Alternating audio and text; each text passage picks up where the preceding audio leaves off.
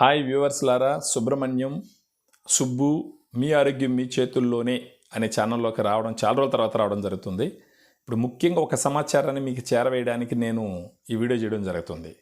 ఏంటంటే 2023వ సంవత్సరంలో వడదెబ్బ వల్ల ఆల్మోస్ట్ 300 మంది దాకా ఇండియాలో చనిపోవడం జరిగింది.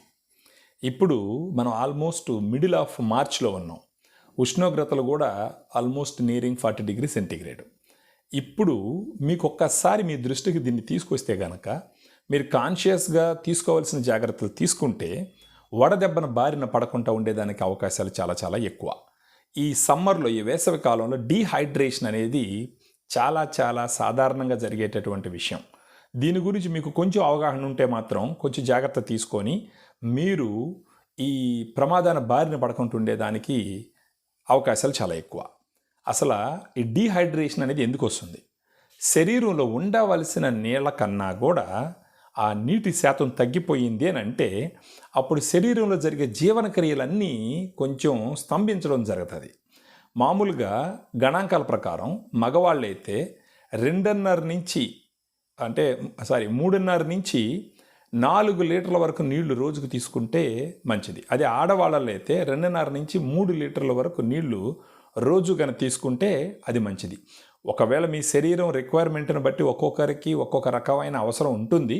బట్ జనరల్గా వచ్చేసి మగవాళ్ళల్లో 3.5 నుంచి 4 లీటర్ల నీళ్లు, ఆడవాళ్ళల్లో 2.5 నుంచి 3 లీటర్ల నీళ్లు తీసుకోవడం చాలా చాలా ముఖ్యం.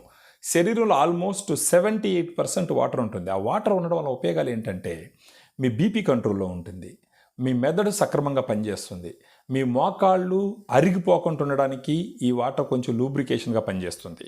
తర్వాత మీ నోట్లో లాలాజలం ఊరడానికి వాటర్ ఉపయోగపడుతుంది. ఇప్పుడు ఈ సమ్మర్లోనే ఈ డీహైడ్రేషన్ రావటానికి గల కారణాలు ఏంటంటే మీరు ఈ అధిక ఉష్ణోగ్రతలో ఇంట్లో నుంచి బయట వెళ్ళిపోయి ఏదో పని మీద ఉన్నప్పుడు చెమటలు ఎక్కువ పట్టడం వల్ల మీ శరీరంలో ఉన్న వాటరు బయట వచ్చేయడం జరుగుతుంది.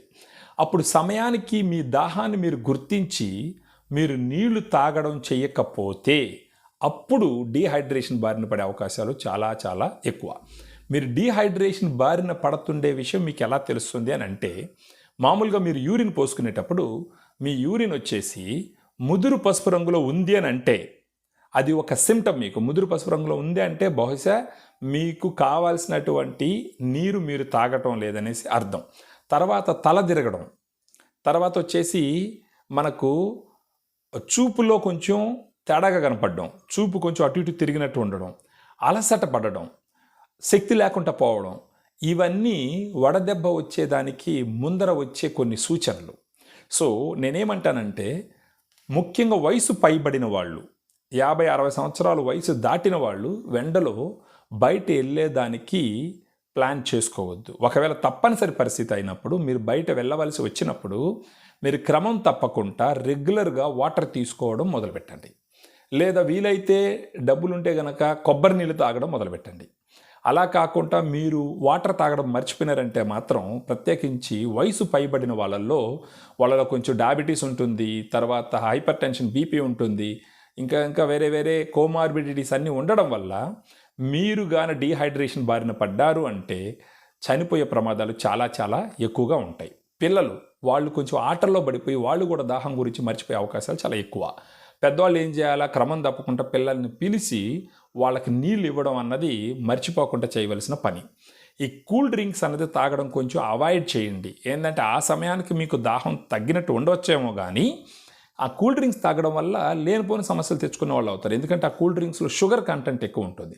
ఈ కూల్ డ్రింక్స్ తాగడం వల్ల మీ శరీరంలోకి షుగర్ కంటెంట్ ఎక్కువ పోతుంది.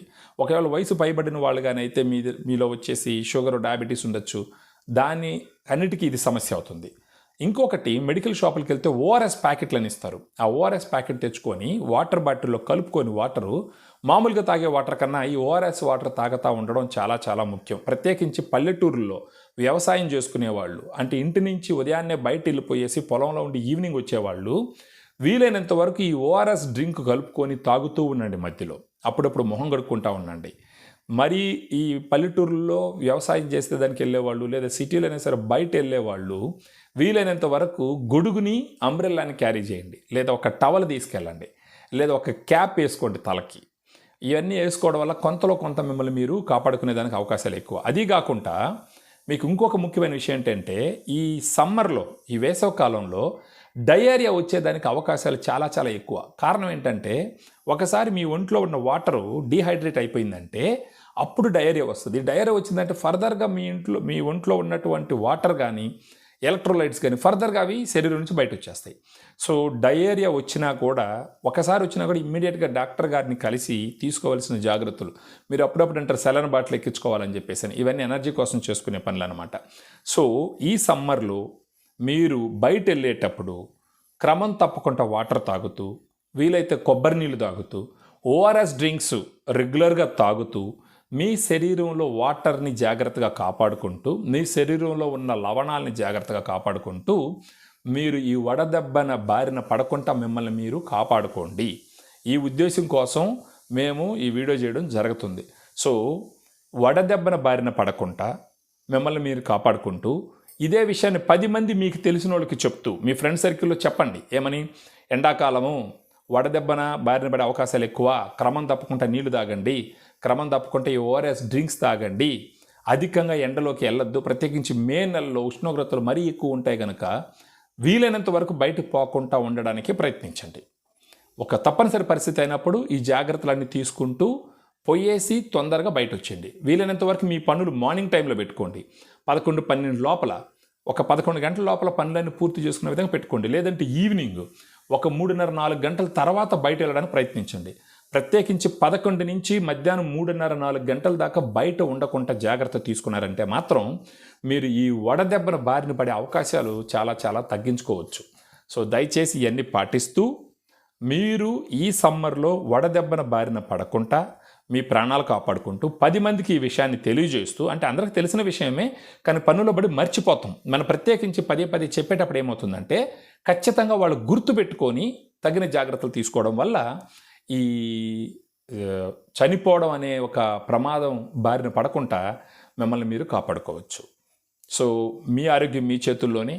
జాగ్రత్తలు తీసుకుంటూ మీరు 10 మందికి ఇదే విషయాన్ని తెలియజేస్తూ ఈ సమ్మర్లో మీకు మంచిగా ఎంజాయ్ చేయండి.